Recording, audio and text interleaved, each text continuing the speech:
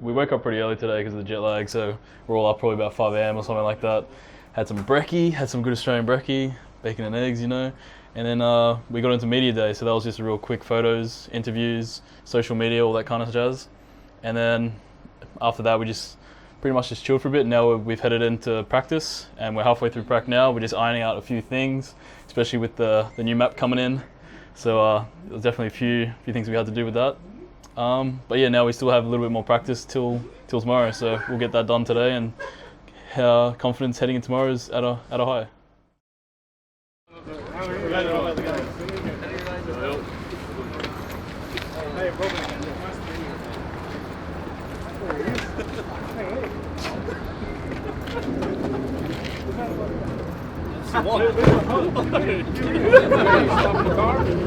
It's like he's settled. Left on seats. So you can log into CT sites. Right, we're ready. CT sites. Setup stuff, connect to retakes, just play like any. We have been here for a million times in the ranch, so we know what to do. Just make sure we're trading. Talking, trading and Communication, talking. Nothing more. Against the underdogs, trading, talking, we win. Right? Yeah, let's go back to session. Right? On three, boys, Renegades, let's go. 1, 2, 3, Renegades!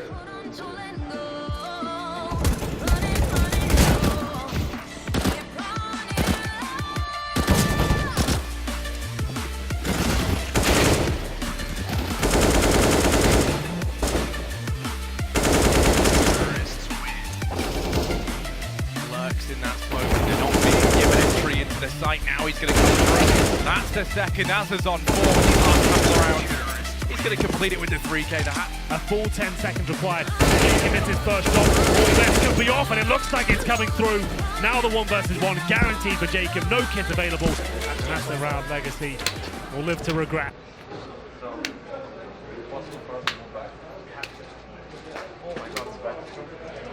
Legacy were actually pretty sharp. I think, obviously I don't think they're as good as Greyhound or Order, but I think obviously they show some promising talent. I think with Greyhound and Order doing well against C9, and Greyhound actually beating SK and nearly beating FaZe on 3 maps, I actually think it's pretty awesome because, I mean, obviously those guys don't have much overseas experience outside of Asia. So for them to do that is actually a pretty big feat. It's always weird just because the NA teams we play all the time, so playing against like Legacy, we didn't know what to expect really. It seems like they can frag against, you know, some of the best players. It's just they're not super experienced, you know, and you're not really sure what to expect from them, and that's kind of like how it usually is with underdog teams. So but the way I see it, even with Greyhound and Chiefs and Order and like all those teams, if they were to play on a larger scale more often, I think it would be a lot harder for them. They've done very well this event, but it kind of changes when you start playing a lot more internationally. For us, going overseas and getting all the experience and exposure that we're getting from all these other teams is definitely great for us. We're definitely getting a lot more experience, learning a lot more from these teams, obviously. Coming back to Australia, I definitely think the Australian teams have gotten better from what I've seen so far with their results, especially like Greyhound beating SK, ordinarily taking a best of 3 off Cloud9. It seems like everything else is just rising, so it's definitely great to see.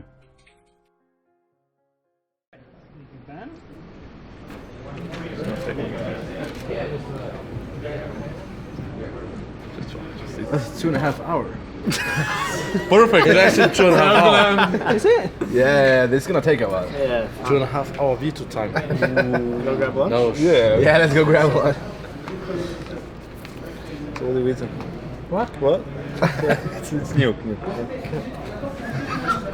Can we go live? Can we go live? Nuke. Banned. What would you like to ban? You wanna take your time? Are you gonna take this one? No, it should do music side, I think. It's bad luck first started to say it can't. But it's working so good. It's bad luck. I actually forgot what it is. That's why. There's no cover. Still have 2.5 hours, it's fine. Did I miss something? I don't know if That was serious. intense eye contact. Yeah, we have a moment here. Okay, sorry. Who's gonna lean in first? It's fine for you? Yeah, okay. Bank cash. Cool. And what would you like to pick?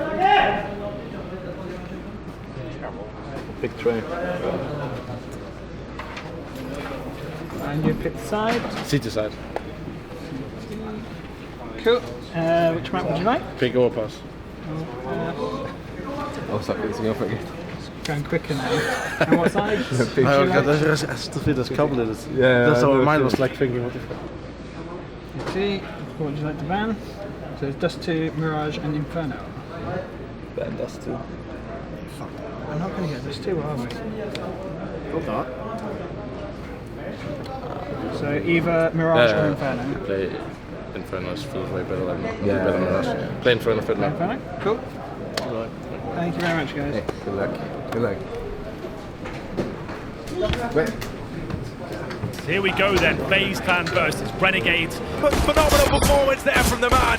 Carrigan, but Jacob with the first one there. Nico striking back, but still 3 on 3 as Nico finds. Still is going to be with a quick big kills. Guardian, and he's going to manage to get it done. 4 kills in the pistol round.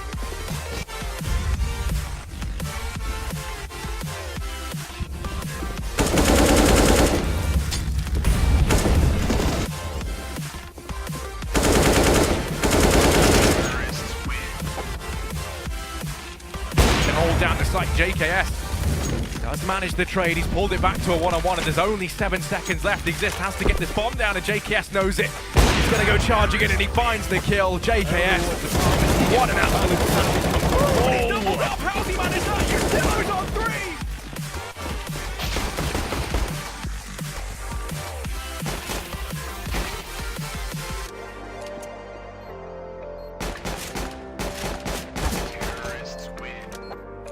Can Molotov towards Emo, but this is more of a fast approach here. Just trying to catch him down a position, but it's all gone horribly wrong. What was that? Give anything up. Rain on the entry first man in. He's able to get one, but Jacob's still doing damage on the boost. They're not ready for it. Nico's in through the smoke, and they've got no idea. Nico, he decimates one. Nifty still making a stand in the back of the site, and he gets the job done. 23 to 22. Close towards A. Nico runs towards Dillon, almost gives himself up, but finds 2 nice frags there.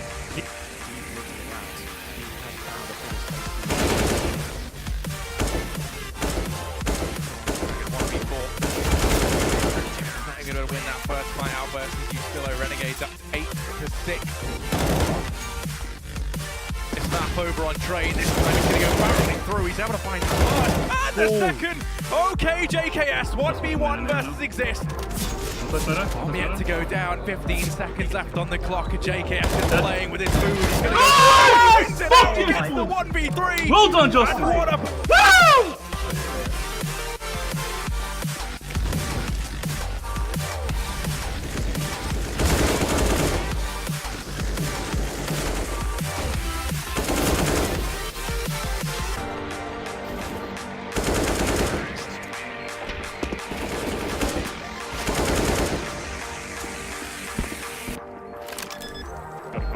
He's like, I'm not taking that challenge again. Perfect shot from JKS. This could be it. 1v1. Molotov and flashbang deployed. JKS finds the AK-47. Renegades are going to the playoffs. Yes, man. Come on! Yes! Hey, go! 1, 2, 3, Renegades. Let's go. Kill him, you beast! 1, 2, 3, yes! Yes, boy!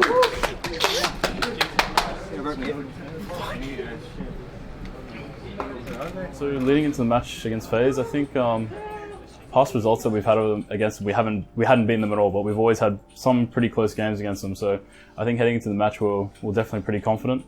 I guess like leading into those games, especially after the first map that we won, I felt like it was pretty convincing, and I think that gave us definitely a confidence boost leading on. Coming into the third map on Inferno, leading into overtime, that we probably should have won that game a lot earlier than we should have. I think we just made a few little mistakes, but leading into overtime, it was definitely very chaotic. and very stressful, but towards the end we just got away with the lead, and I guess, I don't know, just business. I think it was very back and forth in the overtime. You know, we won one round, they won two, and then we won two, and then they won one. And I think it was pretty even up until about 22-22 when we kind of took the lead and actually managed to finish the match. It was actually really intense. I honestly had no idea what was going on in about the second overtime, you know, as things get pretty scrappy during overtimes. I think the other team had some really amazing rounds, and then we also had some really good rounds, and yeah, I think it was just a really good match. But personally, I know it was very stressful to be in the seat, but after we won, it was probably the best feeling I've had so far in CS. Going into the match, I was very confident. You know, only one goal in mind, and that was to win so that we could make the stage and our run would be a lot easier.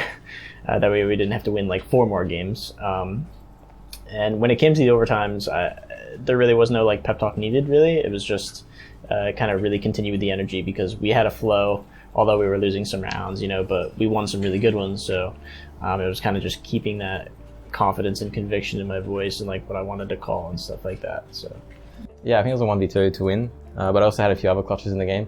I felt like everything was really working that day for me. I felt like I always had the right positioning and always the right plays to make. On the final round when I clutched 1v2, normally I get pretty nervous when I'm in clutches in big tournaments, but that one was very nerve-wracking. I could actually like feel my heart beating out of my chest. It was actually quite a different experience, but yeah, I managed to win the round. It was a really great feeling. So this isn't the first time we're playing in front of a home crowd. We played in front of a home crowd at Crown in 2015 in Melbourne, and that was definitely a lot smaller crowd, and that was just as good, I reckon. So coming into this event, playing in front of thousands of Aussie fans is going to be absolutely hectic, and I can't wait to hear the roar of everyone. It's going to feel pretty amazing playing on our home turf. I don't think we've ever played in front of an Australian crowd this big at all. The last time we played in front of an Australian crowd would have been 2015 in front of Melbourne Crown, I think the tournament was. So yeah, it's going to be pretty amazing. It's great. I love Australia. I was only here one time before, and unfortunately the event didn't go the way we wanted it to, so I'm just happy we got a second shot and we actually made it to the stage this time, so it's great.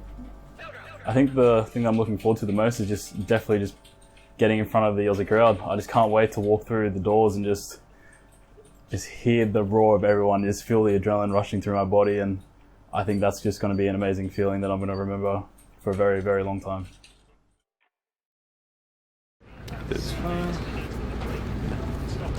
Okay, Renegades are the highest seed, so they get to choose if they're Team A or Team B. Team B gets the choice of the third map. That's what you want. Yeah? So You want to pick the third map. you do this so much and you forget how it works. Did you bring your chessboard? I didn't, but it no longer says 2.5 hours, so I guess that's an improvement on yesterday. So, Still is. so let's go. Are you guys ready? Yeah. Yeah? So you ban first and go. Menu. And Nuke. And you guys. Remove overpass. Yes. So what would you like to pick first? Inferno. Yeah, and what side would you guys like to start? Start GD. Okay. That's right. And what would you like to pick? Train. Okay, and what side? And what would you like to ban? We ban catch. Okay. Ban Duster.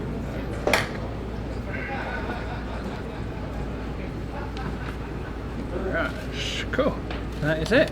Thank you very much, guys. Good luck with that.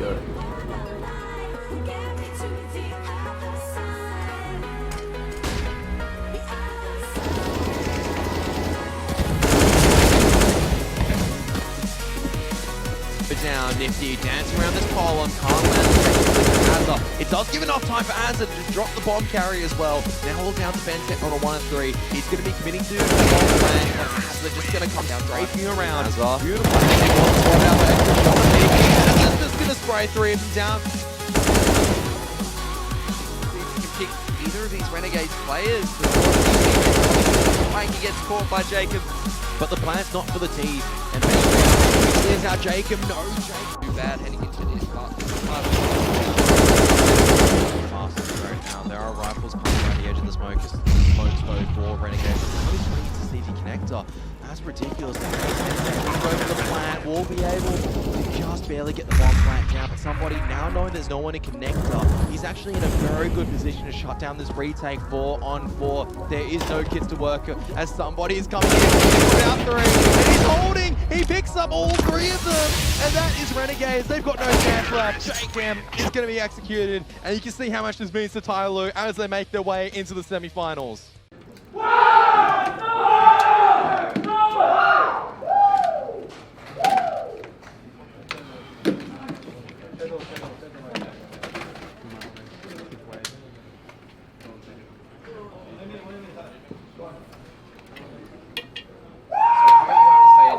Hey mate, sorry. So our game leading into Tyler yesterday, I felt like we were pretty confident, but it did feel like we were sort of off leading in. I felt like I didn't feel like we were very confident leading into it, and I think that's because maybe we thought we maybe underestimated Tyler just because we know we've beaten them before, like you said before, 7-0 in the last few times we played them. So leading into that, they definitely played very well. Like there's nothing to take away from them, but I felt like we just didn't play to our capabilities. And yeah, it sucked, but just gives us 3 more days in front of the crowd instead of 2 now. But yeah. I don't know, we just have this thing where sometimes we just show up a completely different team. So that's kind of how it was, and it's not really how it should be. It's kind of like the more that we can get rid of that and make that never happen, the better team we're just going to be in general. So I don't know, that match didn't exist. You can feel it in the arena right now. Quarterfinal 2 of this here, IEM Sydney 2018 here in the Kudos Bank Arena. And last year was a great tournament. We've talked about that loads, but it missed an Australian team on the big stage. That's what we needed. Chad talked about it. In fact, it's going to be Chad's old team coming up here. Are we ready for the second quarterfinal? Are we ready? So then let's get it on. The second quarterfinal. It's a best of 3. This could be a massive watershed moment. Please welcome Mouse Sports and Renegades!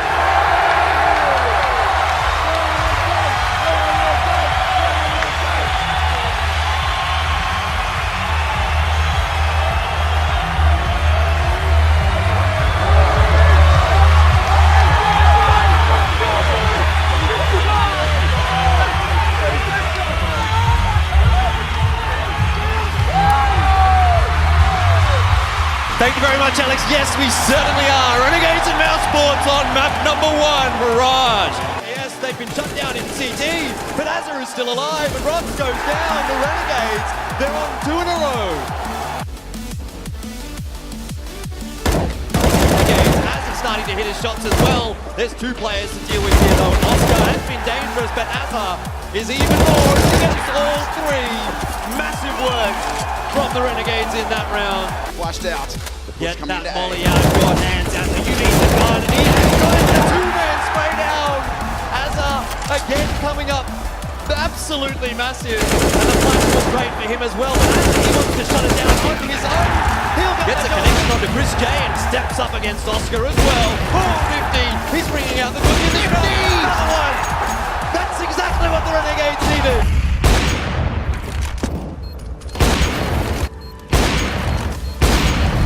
Absolutely everything at each other. And look at this. What on earth? Nifty. Wow. Movement. Oh my God. Chris J goes down. Oh, Nifty. And Nifty is coming up. Absolutely insane. Right now for the Renegades. Not let anyone out just yet. But Oscar will go down. Nifty again. Nifty frags for him.